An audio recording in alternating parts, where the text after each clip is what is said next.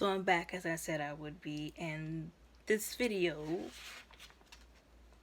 I'm doing an individual review over this tea. This one is by Cusa tea. It's called the Blueberry, Chrysanthemum, and Goji Berry Cold Brew Herbal Tea. So with this one, it says that you can have it hot or cold. Let's see. Make sure everybody can see. So it says you can have it hot or cold. I'm more of a hot tea person, but I'll explain all of that in a few minutes. So with this one, let's see. It says it is gluten-free, vegan, zero sugar, and certified keto. So the ingredients are blueberry, chrysanthemum, and goji berry. Now, of course, as the warning states, which is another thing I was going to get into, consult your healthcare provider prior to use if you're currently pregnant, nursing, taking medication, or if you have a medical condition. And even if you don't, it's just good to consult your doctor or your medical health care physician before you take any kind of supplements, any kind of like herbal tea or anything like that. Some people kind of just take it because, they're like, oh, I don't need to talk to my doctor or whatever. But I'm telling you, I'm recommending that you talk to your doctor, okay? I can't tell you what to do, but I'll recommend that you talk to your doctor, healthcare provider, whoever, before you do that. So this one is caffeine free. So if you like caffeine free teas, this one might be the one for you. So just a few things. It does say it has superfood ingredients, which is, the blueberry, of course, and the goji berry. Calorie free and caffeine free. Can be made cold or hot. It has no sugar, no preservatives, no flavorings. So for the instructions, you just simply take one of these sticks. So I'm going to open it so that you can see what it looks like. So just one of these little sticks basically. And you basically pour it into a cup, a mug, whatever. And with this one, you can use 10 to 12 ounces or 295 to 350 milliliters of water. If it's hot water, then just pour the hot water right over the powder. If it's cold water, so if you want to make iced, like a cold version of it, then you would pour just cold water over it and then shake or stir for 45 seconds. So pretty simple. But yeah, and that's, this one, in case you wanted to see it one more time. So I did a couple of different things. So I kind of experimented with it, because I can and I wanted to.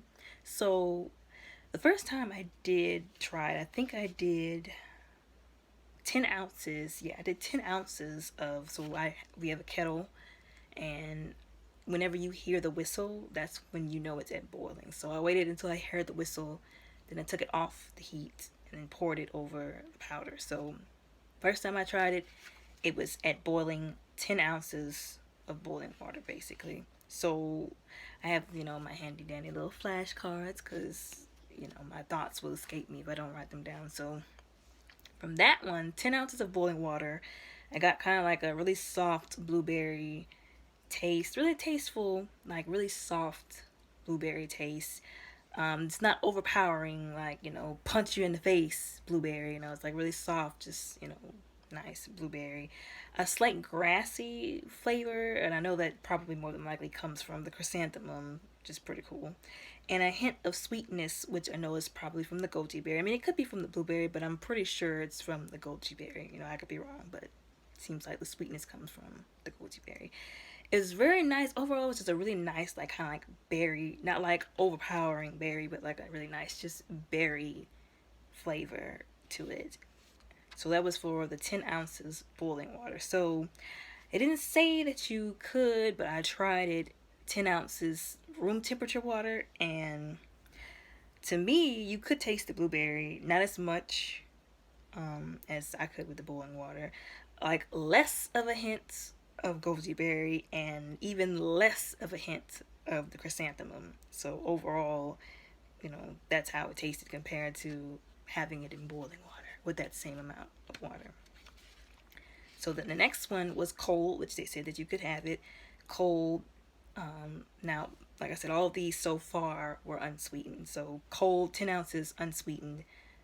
It tasted very dull to me. I think I'm mostly, like I said, one of those hot tea drinkers, because tasting this cold, like I said, it was very dull to me.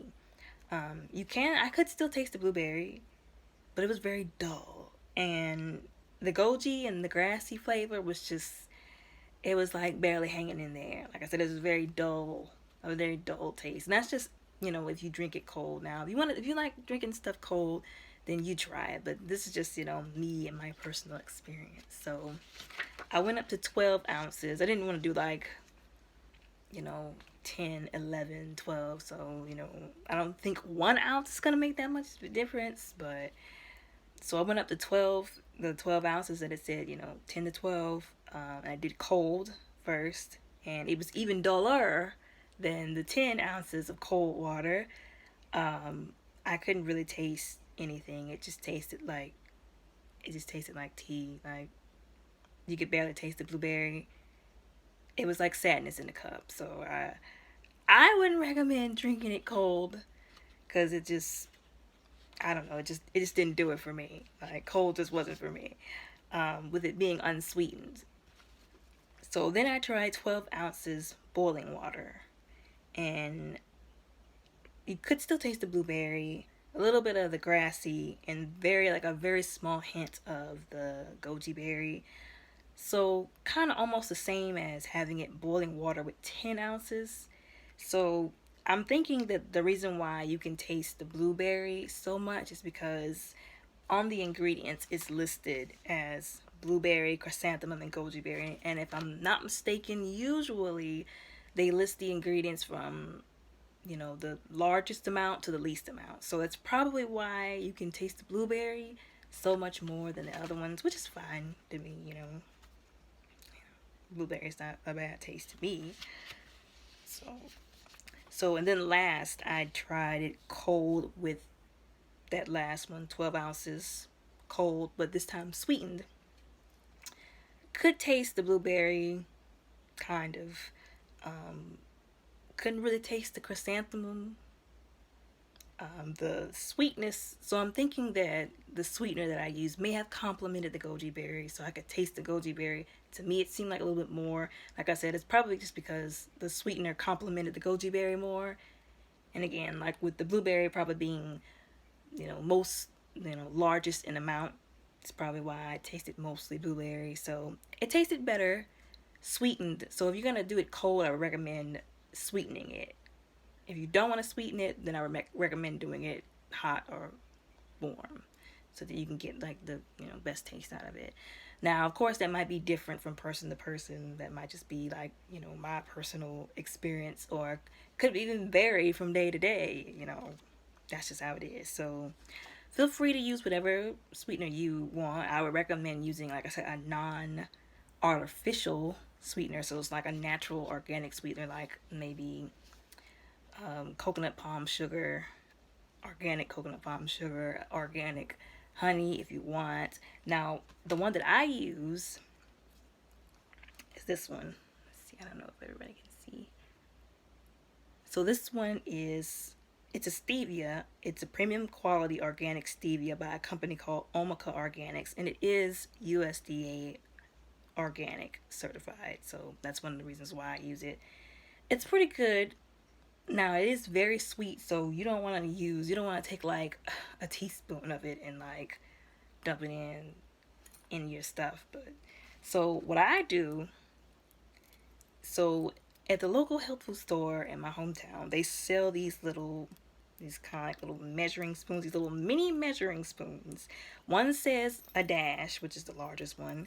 The middle one says a pinch, and then the smallest one says a smidgen. So I use the smidgen, and I don't use like a heaping scoop. I use I get a scoop and like shake some out.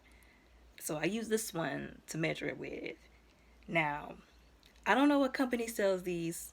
If you want them, good luck finding them, because like I said, I don't know who makes these. I just found these at my local health food store. I might try and look them up to see if I can help you find one if you want one, or help you find them if you want them. But I have no clue where to get these from. So if you want to use that one, you probably could just take like a knife and like scoop like a little on like the tip of the knife, and you can adjust it as you want it. And they do have like the liquid drops of stevia, but I don't really remember trying the liquid drops. I think I did, and I didn't really like them that much, and that's why I went to the powder. So I ended up liking the powder more. Now they do have like another stevia powder, because this one they did like, do some things to it to like isolate, I think, a certain compound or component, to make it not taste bitter. Because like actual stevia, if you actually tasted actual stevia powder like I have, it has a bitter aftertaste. So they don't have that with this one. This one does not have a bitter aftertaste because they did something to it. It's still organic, but they did something to it to isolate like a certain component to get rid of that bitter aftertaste. And a lot of different companies and even doctors have like done stuff like that and put it in their products, like their collagens, their protein powders, their vitamin powders, to make it taste good. So it should be safe. I use this even, I try to use this even in moderation. So this is one I would recommend if you want a non-artificial sweetener, or just use organic honey, or like I said, organic coconut palm sugar, but in moderation. You don't want to be taking teaspoons of it and putting it in there. And there's also monk fruit. You could try organic monk fruit. I haven't. I would like to in the future, but I have not tried that yet. But that's, like I said, I'm just putting ideas out there. So that's all for this one for now. But in the very, very soon future, I'll be doing some more product reviews over those individual ones, my Cusa tea that I bought. So stay tuned for those.